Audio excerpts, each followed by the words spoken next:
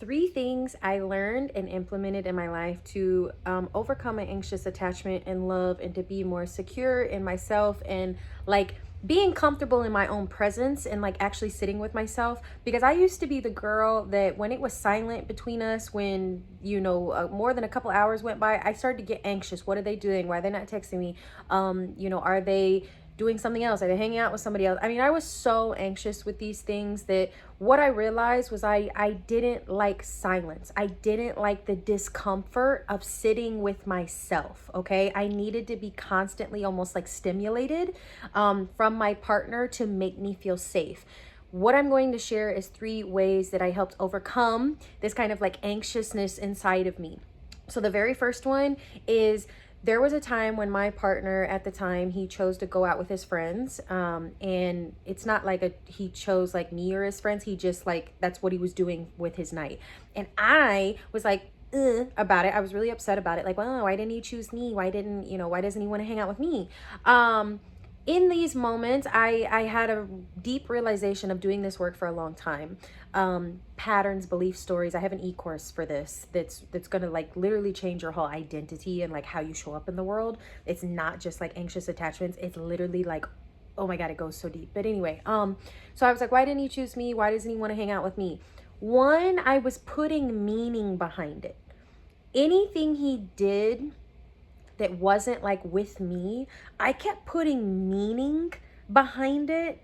That meant, that must mean I'm not important. That must mean he doesn't, really like me. That must mean he doesn't really like say what he means. Like, I was putting a lot of meaning behind things. And an example that I want to use of maybe how you can relate to this is, if you've watched Love Island season 7, in the beginning, do you know when Huda, however you say it, gets she almost gets eliminated, and Jeremiah didn't come to save her, like, or comfort her, right after this. She put meaning behind that, instead of like letting him kind of self-regulate himself and process what was going on. She needed that immediate connection, that I almost got eliminated. You need to come comfort me right now. But he was like frozen in time, trying to like process what was happening. So he still came to like try to comfort her, but by the time he tried to come comfort her, right, she was already like name calling, like saying all these things. And she put meaning behind it, that because he didn't come comfort her right away, that meant that, he was lying about the way he felt about her, that he didn't really like her. She put all this like meaning behind it, and like that wasn't actually true. So there's the number one. Okay, first thing I did was, when I started to put meaning behind things, I would ask myself, like, okay, is this really true? Does this really mean that because he chose to hang out with his friends for the night, does that really mean that he doesn't like me? No. And I had to really start like practicing this.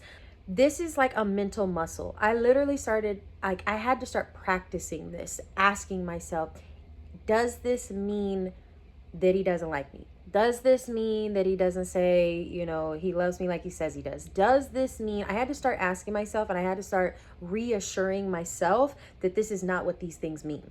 Okay. So there's number one.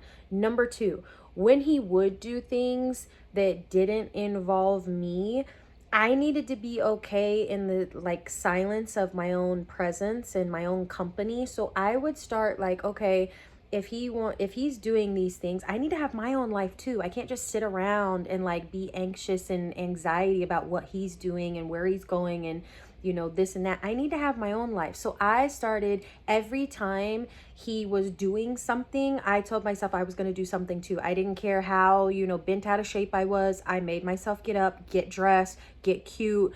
And I went out and did things. Like, I remember a time where I went out and got Japanese food. Then I came home, and I had never watched Harry Potter like movies before, but I wanted to binge watch them all, because I was like, that'll keep me busy for quite a while.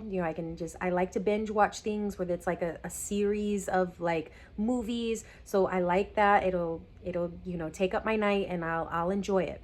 And I'm going to be honest, it was uncomfortable, but it started to get easier. I started building this mental muscle of like being in my own company, and kind of what that felt like. Like, what do I like to do? What do I want to do? And how can I use this time to kind of really like do whatever the fuck I want to do? Okay.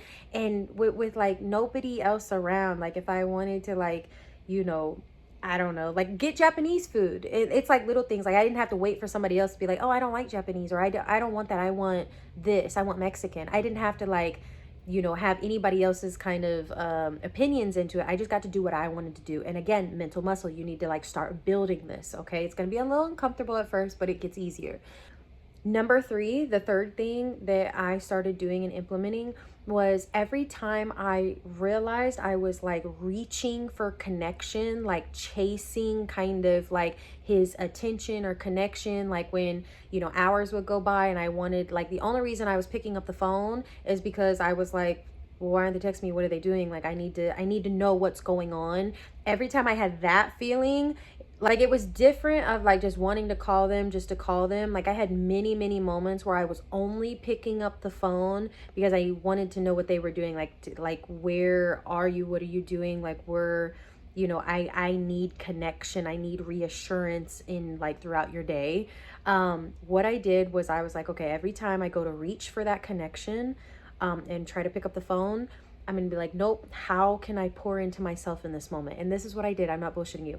I would like do my nails. I got like a dip kit off Amazon. So there was like a bunch of different colors. And like I would, you know, do my nails. And it was fun. It was super fun. I would like paint my toes. I would make a match.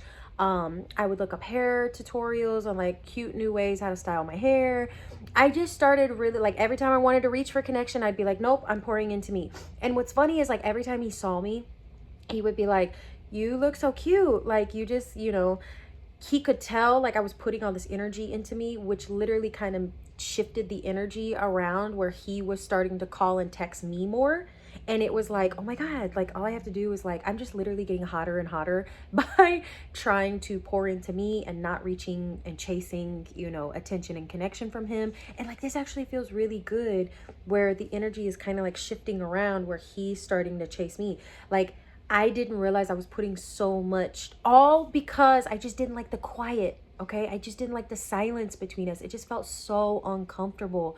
But again, mental muscle, you need to start practicing these things of like, give yourself a boundary. Okay. Every time I go to reach for connection, I'm holding myself accountable, as in like a boundary for myself that I am going to, every time I go to do that, I'm going to try to look up new hair tutorials. I'm going to, you know, whatever it is, figure it out. But in this process, like of implementing literally those three things, I could completely changed and turned into a completely different person. And like, I seriously got like hotter and hotter, like as time was going on. And then I'm also like interesting, you know, and like my time was very valuable. Like he started to see these things, and guess what he started to do? He started to put me first. You know, he started to want to hang out with me more than normal. He started to like just notice the little things that I was doing of like, I can do my nails, I can do my hair, I can do, you know, makeup or whatever it was. Like I can do all these things because I'm pouring so much energy into it. I'm like perfecting the craft. So then he started to like try to pick up things of like, okay, like what can I do to be like interesting? You know what I mean? And I didn't even realize I was doing this. Like I was just in my mind, like I need to get over this like anxious, you know, feeling of like always like reaching and wanting connection. Like I need to be okay in my own company. So like what can I do? And little did I know, I just started picking up hobbies. I started like doing my hair super cute ways. My nails and toes were always matching, and I looked irresistible. Honestly, I looked interesting. I looked, you know, super cute. I kept getting hotter, and it was like, honestly, it was the nicest feeling. And I want that for you too, girly. Okay, so I share my experiences because I want to share with you, like, these are ways that you can help get over this kind of anxious attachment to being able to being comfortable and sitting with yourself.